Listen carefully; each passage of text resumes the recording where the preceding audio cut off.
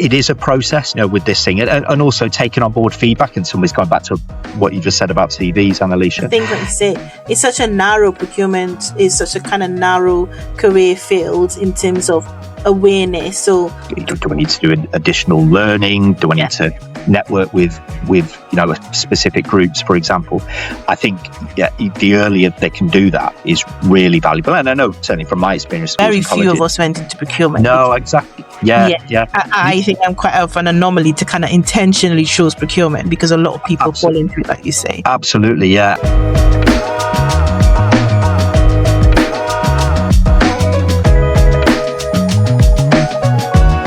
Welcome to Voices of Career Reality, the show where we cut through the highlight reel and talk about what building a career actually looks like.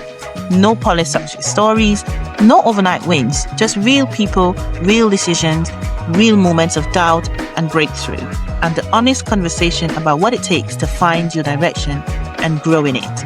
I'm Annalicia Noel, founder of Achiever OS, and someone who built my own career map from scratch because the system wasn't designed to hand one to me. This show exists because that experience isn't mine alone. It belongs to every ambitious person who was never given the tools, the clarity, or the proof that they were on the right path. Every episode, we sit with someone whose voice in careers has a different perspective, in the hope to bring value to your career journey. This is Voices of Career Reality. Let's get into it. My guest today is Dr. Steve Kelly. He's a senior lecturer in supply chains, procurement, and project management at the University of Salford. He works with students every day, and he sees who comes in, what they bring with them, how they develop over time, and critically, who comes out the other side genuinely ready for the labour market and who does not. Because Dr. Kelly sits in a unique position within the institution, he sees the gap between what a degree program promises and what an employer actually needs. Today, we are going to talk about what career ready actually looks like in practice, what is structurally getting in the way of universities producing it, and what it would take to change that. Dr. Kelly, welcome to Voices of Career Reality. Thank you very much for having me, Annalicia. It's an absolute pleasure to be here. A subject that's very dear to my heart, embedding employability into our courses and establishing closer links with industry. Superb. Thank you so much. So, first question is around benchmarking. What does a student who's genuinely career ready look like? And actually, how rare is that? Yeah, I think it's a really important question. I mean, it's always been an important question, but I think increasingly so with the current job market. I think obviously challenges brought about by increased usage of artificial intelligence in job roles is only going to make those job markets much more competitive. So certainly at the University of Salford, I mean, we've got a very long history of industry engagement. And so I suppose the way we look at it is twofold, really. It's looking at developing skills within our teaching and also bringing in various support services like our employability and careers team, but also getting people more aware of different career and job opportunities.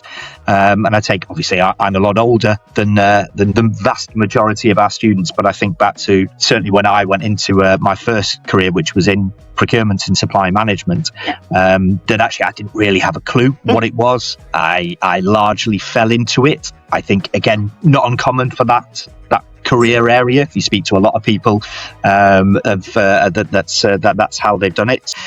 So I suppose, I mean, we look at it in a few different ways. And one of the, I suppose, the key recent things we've done, we redesigned, revalidated our undergraduate business programs to have a more explicit coverage of employability. So we've always embedded employability into modules.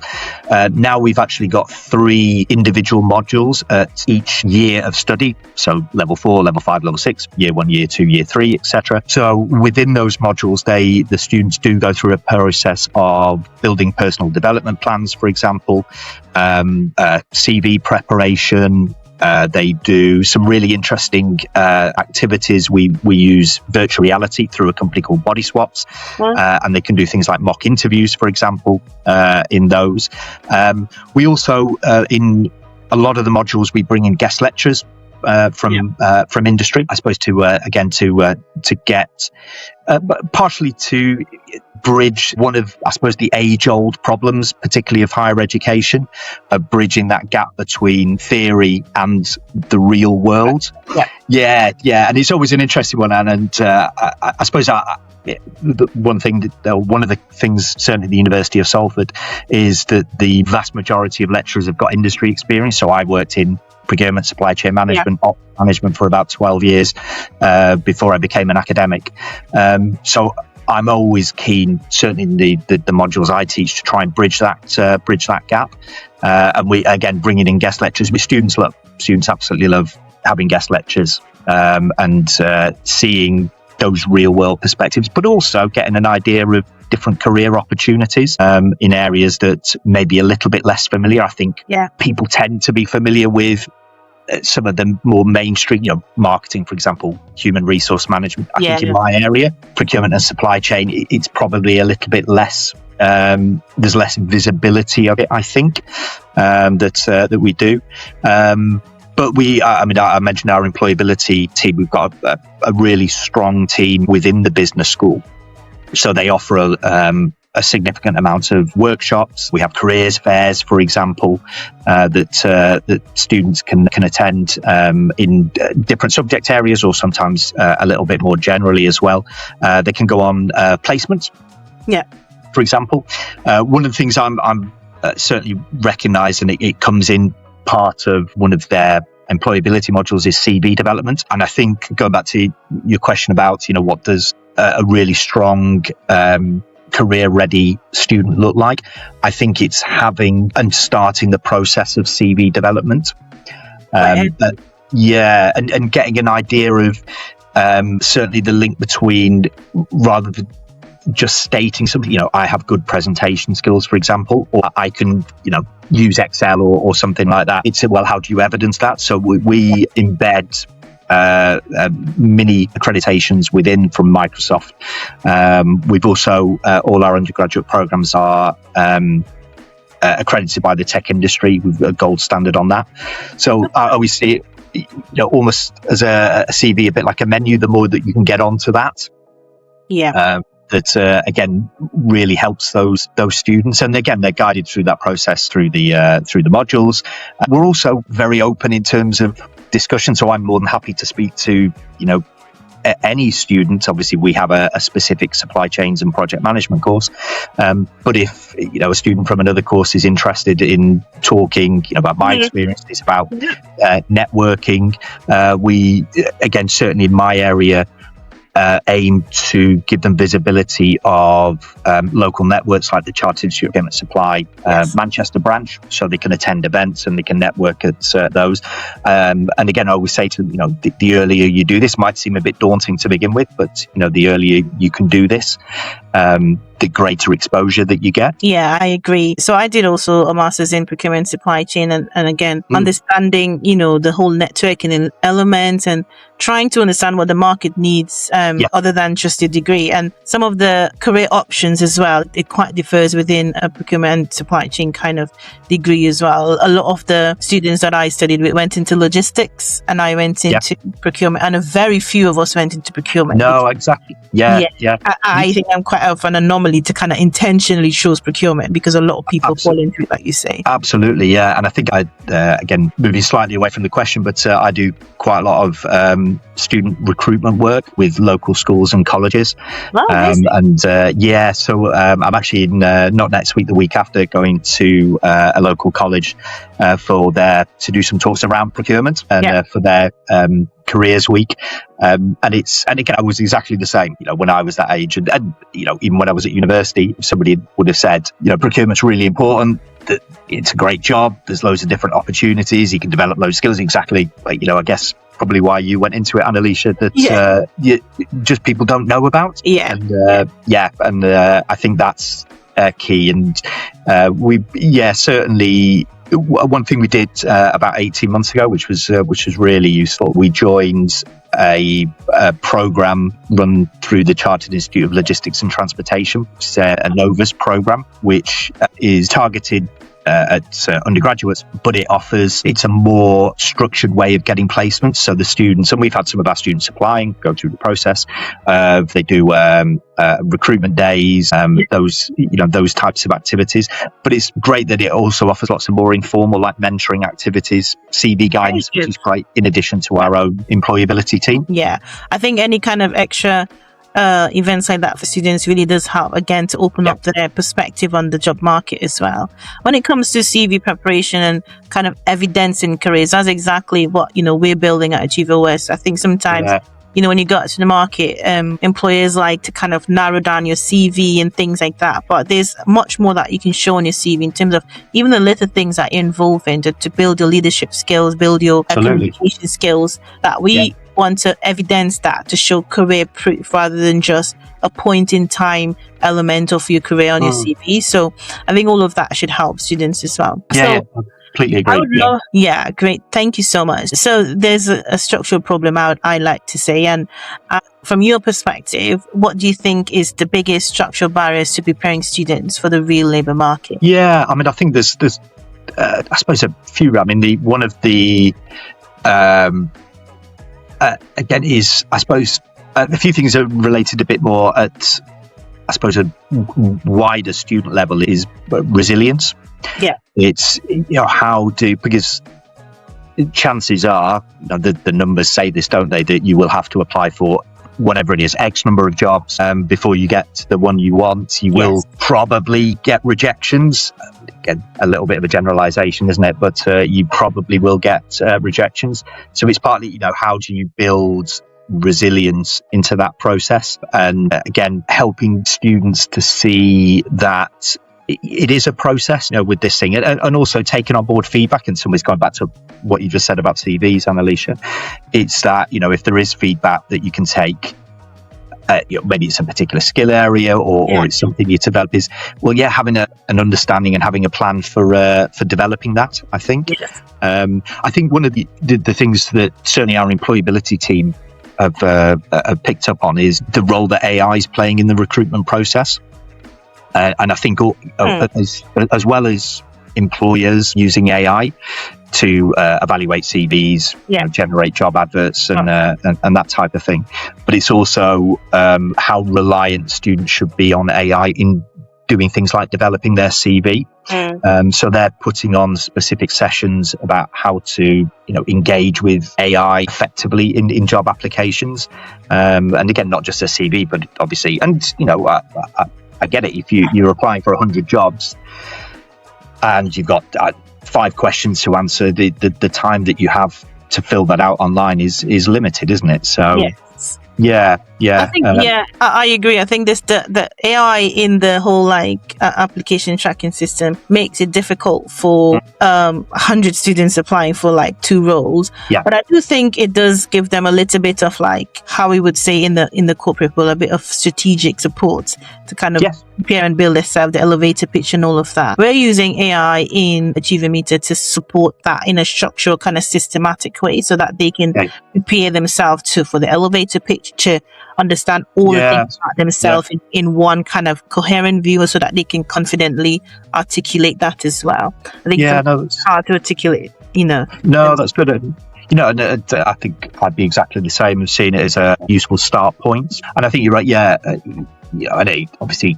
currently does have its limitations, but getting that more, using it to synthesize bits of data and information and that type of thing. So I like that, sort of using it to build a short 2-minute summary or something like that. I think it's good.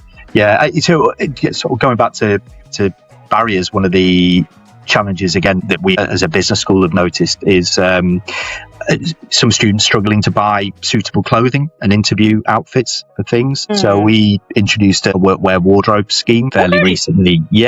So it's so that's obviously other students can do it, but staff can do it as well. That we have and even though there has been I suppose a more general shift towards more casual dress at the workplace, I think there is still sometimes expectations, sometimes probably unfair expectations. I think over that. But that's a huge help for people who have like financial constraints and things like that. So that is really good. So I think those two are good points, but I think there's a lot of things that could be done. But I think, as I always say, this is a kind of like systematic thing, not like a one institution or one network. So everyone has to have a little bit of a part to play in that. And again, that comes towards the change question. So what would change about your career's kind of support and provision if students arrive with a snapshot or verified skills record? How will that help you? Yeah, that's really good. So you mean sort of coming from school and college? Yeah, with getting that a view of their performance and that kind of thing. Like almost like a pre-diagnostic type thing. Yeah, I think that would be really useful. I think, I mean, as I mentioned, as I said, I do a lot of work with schools and colleges in the broader Manchester area, so we do go relatively far afield. So I go to a number of careers fairs. I go in and do specific talks about supply chain management. We do get quite a lot of students. We have a program called Shape Your Future events where we bring up to about 50 year 12 or year 13 students into the university and to the business school for a day. So we run a couple of activities with them, and they do a tour and things like that. And amazing. So it's really it's actually one of my favorite parts of my job, to be honest. I love doing that. I know we've got a shared background in procurement, and I run a negotiation role play activity. Oh, I love that. With them, and it's absolutely fantastic. They, they're always so engaged. I genuinely really love seeing them get involved in that. But I think that would be sort of really useful in terms of how that would or could feed into what we do in terms of not only our employability modules but all the other wraparound support. And I think again, in some ways it's a perception thing, isn't it? And going back to what you said about it being a process, that it is a process of developing. And I think the earlier you can have that awareness of, I need to develop these skills, what do I need to do? I need to do additional learning? Do I need to network with specific groups, for example? I think the earlier they can do that is really valuable. And I know certainly from my experience, schools and colleges do a really good job. I think again, as all institutions, you have the structural challenges in terms of limited resources, and I think that they, I suppose, going back to what I said, you will always get people of that age group, 16 to 18, who have a very good idea, career path of what they want to do. But for many students, of course, they don't, do they? And that's understandable. At that age, yes. And I think one of our other modules, Achieve a Path, helps direct in that exact position, because I think sometimes a lot of students go into university choosing something that they're more familiar with, but not necessarily something that they might enjoy or like to do as a career in the future. And so the data we start collecting at this age before university helps to direct their path into something that they would have a higher probability of enjoying and succeeding in. So that's good. And I think also, I mean, that linking that to a broader awareness of different careers. So again, take, I suppose, our area of procurement. One of the things that we do at some of those school and college events is we do get representatives from the local SIPS group to come and talk. And so they talk about their firstly we talk about SIPS as a group, and then they give their own experiences of how they got into the career, what they currently do, what they've done, that type of thing. And I think it's useful for them to get that wider visibility, because obviously I'm biased. I work at the University of Salford. We have, of course, courses in that, but I recognise, of course, that's not the only route. We would love them to come and study with us, but there's many different routes into through apprenticeships, for example, and different routes there, and we often do those days with people from the Chartered Institute of Logistics and Transportation. So they've got a really, really good group, I think it's called Generation Logistics, I think, unless it may have recently changed, but that's very much focused on schools and sixth form colleges, and they do some really good work in broadening. And I think, as you say, a lot of people go into logistics, but actually understanding the wider, it's not just warehousing, it's not just driving. Of course, it's much broader than that. Yeah, absolutely. And it's always good, after the session, we always ask, obviously, the students, how many of you would think about a career in supply chain management? And of course, it's never 100% of people, but it's always a refreshingly, good reasonable. amount. Yeah, absolutely. It's the awareness as well. The awareness counts, because I think, like you say, it's such a narrow procurement, it's such a kind of narrow career field in terms of awareness. So that the work that you guys do are really, really amazing to kind of like get in there really early and give them that option, essentially, to kind of say,